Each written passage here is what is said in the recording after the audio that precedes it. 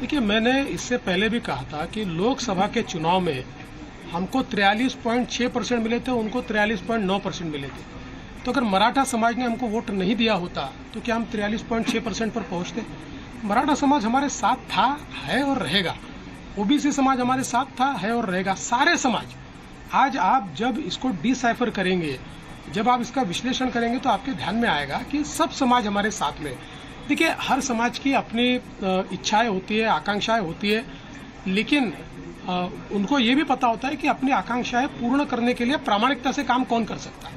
तो लोगों का विश्वास हम पर है। 2019ला मराठवाड्यापैकी वरच्यावर एक प्रेस झाली होती, त्यानंतर शरद पवारांनी तेल लावलेला पैलवान हे वाक्य बोललं होतं आणि तुमचं आलेलं माइंडेड गव्हर्नमेंट पाडलं गेलं होतं कालांतराने. त्याचा बदला घेतलाय का आता? तेल लावलेला पैलवान कुठलाही बदला मी घेतलेला नाही. राजकारणामध्ये जनता ठरवते कोण जिंकेल, कोण हरेल. कधी कधी एखाद्या गोष्टीचा नापसंती ही जनता कळवते. त्यामुळे यातनं जनतेने कदाचित नापसंती कळवली असेल आणि आमच्या बाबतीत पसंती कळवली असेल. मला असं वाटतं की याला वेगळ्या पद्धतीने पाहण्याचं कारण नाही.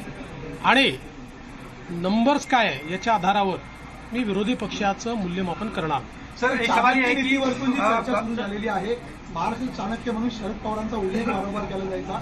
आता महाराष्ट्र चाणक्य बदलला आहे.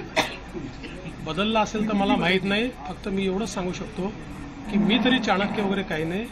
मी भारतीय जनता पक्षाचा साधा कार्यकर्ता आहे. माझा पक्ष मला ताकद देतो, माझ्या पाठीशी उभा राहतो, म्हणून मला हे सगळं करता येतं. आमच्या पक्षातले जे वेगवेगळे नेते आहेत, हे सगळे नेते माझं नेतृत्व मान्य करतात, म्हणून मला पुढे जाता येतं. त्याच्यामुळे चाणक्य वगैरे नाही. म्हणून सांगितलं, हे जे काही आम्ही जिंकलो आहे ही एकत्रित भारतीय जनता पक्षाचा हा विजय आहे. याच्यात देवेंद्र फडणवीसचं कॉन्ट्रीब्युशन हे फार लहान आहे. गैरकानूनी जीत ये कह रही है. संजय राउत ने स्टेटमेंट दिया है कि गैरकानूनी जीत है. इस जीत को नहीं मानते क्योंकि जनता आप लोग के खिलाफ थी. और सर, और इसी से एक सवाल इसी पे कंटिन्यू कर लेता हूं. सर, क्या देवेंद्र फडणवीस के रूप में समंदर वापस आ गया है? जो लोग घर किनारे पे बसाए थे बह जाएंगे? देखिए, पहली बात तो ये है कि संजय राउत, इनके ऊपर मैं कभी प्रतिक्रिया देता नहीं हूं, लेकिन आज आवश्यकता इसलिए दे रहा हूं. मुझे ये पता है कि झारखंड में झारखंड मुक्ति मोर्चा जीता है तो बहुत लेजिटिमेट जीता है. वहाँ चुनाव एकदम फेयर हुआ है.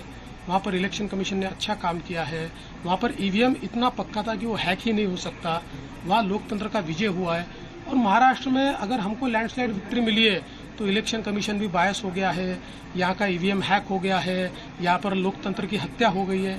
देखिए, कभी न कभी आत्मचिंतन करने की आवश्यकता होती है. जो आत्मचिंतन नहीं करते जिंदगी में वो समाप्त हो जाते हैं. मुझे ऐसा लगता है कि कभी न कभी आत्मचिंतन करना चाहिए, और इस प्रकार से वो बात करेंगे तो क्या लोगों का विश्वास बैठेगा? चलो, थैंक यू.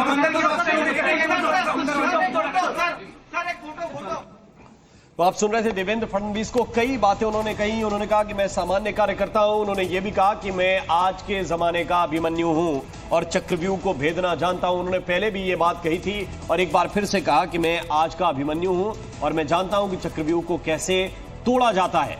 मैं कोई चाणक्य नहीं हूं. देवेंद्र फडणवीस ने ये बात भी कही है.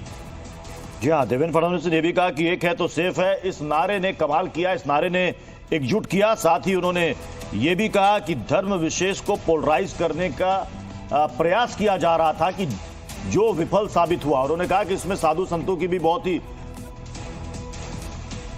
अहम भूमिका रही है, जिन्होंने सभी को एकजुट करने का काम किया. और सीएम के सवाल पर उन्होंने कहा कि देखिए, पहले से तय है कि चुनाव के नतीजों के बाद तीनों पार्टियां बैठेंगी, मिल बैठकर राय के बाद ही सीएम के पद पर फैसला लिया जाएगा. उन्होंने कहा कि सीएम कौन होगा, कौन नहीं होगा, ये कोई विषय ही नहीं है.